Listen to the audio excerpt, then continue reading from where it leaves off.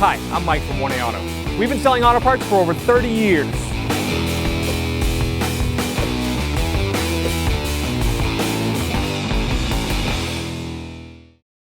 Hey everyone, Sue here at 1A Auto, and today on our 03 Tundra we're going to show you how to check and fill your washer fluid. So if you need any parts for your car, click on the link below and head on over to 1aauto.com. Hood release on this Tundra is located on the driver's side, right at the knee panel. Has a picture of the hood. Pull on the cable.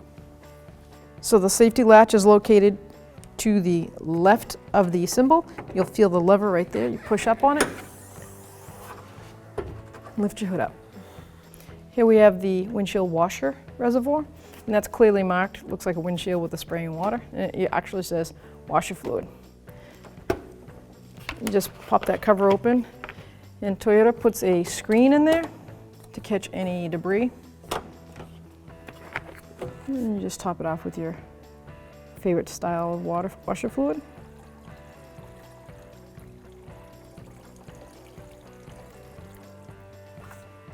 And click the cap down. Thanks for watching.